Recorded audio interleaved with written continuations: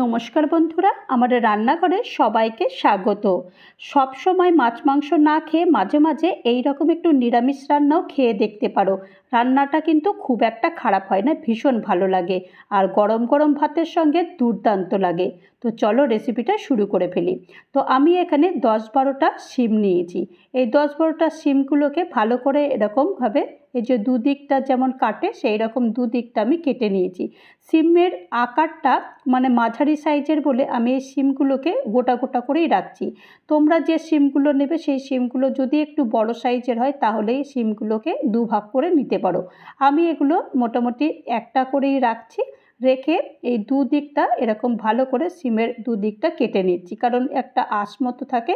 তো এই আঁশগুলো যেন থাকলে খাবারের মধ্যে পড়লে মুখের মধ্যে পড়লে একদম ভালো লাগে না। তো দেখো শিমগুলো তো আমি কেটে নিয়েছি। শিম কাটার পরে তারপর এখানে একটা বেগুন নিয়েছি, এই মিডিয়াম সাইজের একটা বেগুন নিয়েছি। বেগুন নেওয়ার পর এই বেগুনগুলোকেও আমি এরকম লম্বা করে কেটে নিচ্ছি। শীতকালের বেগুন খেতে ভীষণ ভালো লাগে, কারণ শীতকালের বেগুনে একটু বীজ হয় না। তো সেই কারণে শীতকালের বেগুন কিন্তু খেতে ভীষণ ভালো লাগে। তো আমি এখানে এই বেগুনের সাইজগুলো ঠিক এরকম লম্বা মতন করেই কেটেছি, কারণ সিমের সাইজ নিয়ে সাইজের যেরকম সিমের সাইজগুলো ঠিক সেই রকমভাবে লম্বা করে ম্যাচ করে কেটে নিয়েছি। তো এখন বেগুনটা কেটে নিয়েছি আর এখানে একটা আলু নিয়েছি। আমি এরকম সাইজের আমি দুটো আলু নিয়েছি। তো একটা আলু এরকম কেটে নিচ্ছি, এরকম লম্বা লম্বা করে আলুগুলো কেটে নিয়েছি। তো আলু আর সিম বেগুন সবই আমি কেটে নিয়েছি। তো এই যে বললাম দুটো আলু আমি নিয়েছি, দুটো আলু এরকম কেটে নিয়েছি। তো দুটো আলু এরকম লম্বা লম্বা করেই কেটে নিয়েছি। তো এবার চলো রান্নাটা শুরু করে দিই। তো রান্নাটা শুরু করবার জন্য আমি গ্যাসে প্রথমেই কড়াই বসিয়ে দিয়েছি আর বেশ খানিকটা তেল দিয়েছি। তেল দেওয়ার পরে তারপরে আমি এখানে কিছু বড়ি নিয়েছি, এই 10-12টা মতো বড়ি নিয়েছি। এই বড়িটা কিন্তু হাতে বানানো, বাজারের কেনা বড়ি নয়। তো এই বড়িগুলো একটুখানি হালকা লাল লাল যখন হবে তখন বড়িগুলো তুলে নেব। তো বড়িগুলো আমি এখন সব লাল লাল মোটামুটি হয়ে গেছে, তা বড়িগুলো আমি এখন সব তুলে নিচ্ছি।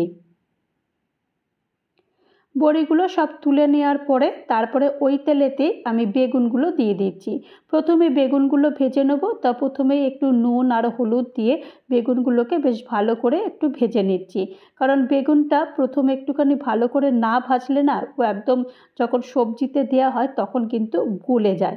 তো সেই কারণে বেগুনটা ভালো করে ভাজলে তাহলে বেগুন কিন্তু যখন তরকারিতে দেওয়া হবে তখন কিন্তু বেগুনগুলো আর গলবে না, আর খেতেও কিন্তু বেশ ভালো হবে। সেই কারণে বেগুনটা একটু রান্নার আগে একটু ভালো করে বেগুনটা ভেজে নিলে তাহলে কিন্তু সবজির স্বাদও দ্বিগুণ হয়ে যায়। তো এইভাবেই বেগুনগুলোকে একটু উল্টে পাল্টে করে একটু লাল লাল মতন যখন হবে তখন বেগুনগুলো সব তুলে নেব।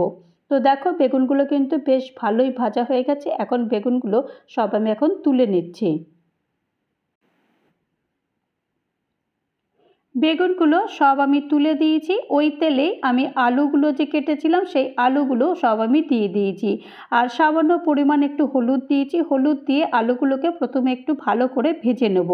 এই লাল লাল করে একটু খানিকটা হয়ে গেলেই তারপর এগুলোকে তুলে নেব।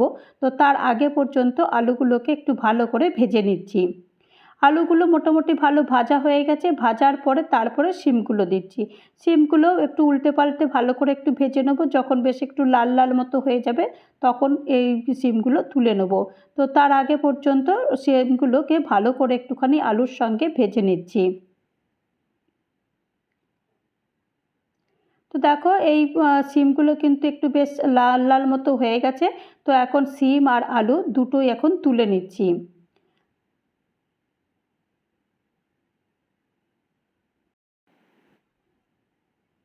শিম আলু সব তুলে নিয়েছি। ওই তেলেই পুরো রান্নাটা করব। হাফ চামচ কালো জিরে ফোড়ন দিয়েছি আর হাফ চামচ আদা বাটা দিয়েছি আর সামান্য পরিমাণে একটু নুন দিয়েছি।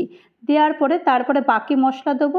তার মধ্যে আমি হাফ চামচ লাল লঙ্কার গুঁড়ো দিয়েছি, হাফ চামচ কাশ্মীরি লাল লঙ্কার গুঁড়ো দিয়েছি, হাফ চামচ জিরের গুঁড়ো, হাফ চামচ ধনের গুঁড়ো আর হাফ চামচ আমি এখানে হলুদ গুঁড়ো দিয়েছি।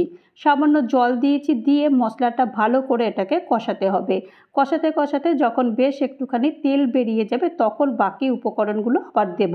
তো ততক্ষণ পর্যন্ত মশলাটা ভালো করে একটু কষাবো। তো মশলাটা কষাতে কষাতে আমি এখন একটা ছোট সাইজের একটা টমেটো কেটে দিয়ে দিয়েছি।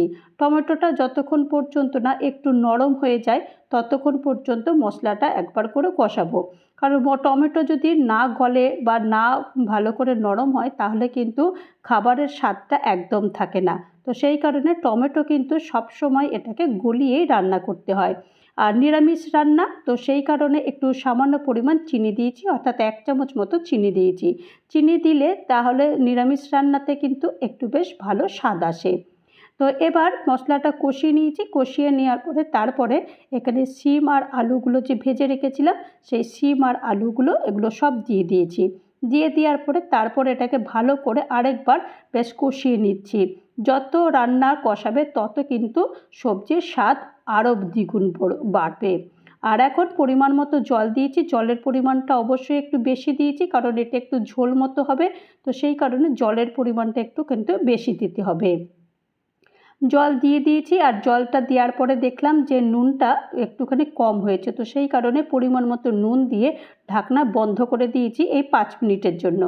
5 মিনিট পর ঢাকনা খুলে দিয়েছি, খুলে দেওয়ার পরে তারপরে একবার দেখে নেব যে আলুটা সেদ্ধ হয়ে গেছে কি না। আলুটা মোটামুটি দেখো সেদ্ধ হয়ে গেছে। এখন সব শেষে এরকম এই বড়িগুলো যে ভেজেছিলাম সেই বড়িগুলো দিয়ে দেবো আর বেগুন ভাজাগুলো দিয়ে দেবো। বেগুন ভাজা বড়িগুলো দিয়ে দিয়েছি, দিয়ে দেওয়ার পরে তারপরে এরকম একটুখানি ভালো করে একটু নেড়ে চেড়ে দেবো। কারণ সব শেষে বেগুনটা না দিলে না, বেগুনটা যদি আগে দিয়ে দিতাম তাহলে পুরো বেগুনটা গলে যেত আর খাওয়ার সময় বেগুনটা আর পাওয়া যেত না। এখন আমি এটাকে ঢাকনা বন্ধ করে দেবো মাত্র 2 মিনিটের জন্য। 2 মিনিট পর ঢাকনা খুলে দিয়েছি আর ওপর থেকে একটু ধনেপাতার কুচি ছড়িয়ে দেবো, ব্যাস আর কিচ্ছু লাগবে না। এই রেসিপিটা গরম গরম ভাতের সঙ্গে এত সুন্দর লাগে খেতে, যারা বানাওনি তারা একবার অবশ্যই বানিয়ে দেখো যে রান্নাটা এতটা সুন্দর হয়। মাছ মাংসকেও মানে দূরে ফেলে দিতে হয়, এত সুন্দর লাগে খেতে। তো আশা করি তোমাদের এই রেসিপিটা ভালো লেগেছে। আর ভালো লাগলে অবশ্যই একটা লাইক করো, পারলে কমেন্ট করো, আর পারলে আমার চ্যানেলটা সাবস্ক্রাইব করে আমার পাশে থেকো। ভালো থেকো, সুস্থ থেকো আর আমার চ্যানেলের সাথে থেকো। নমস্কার।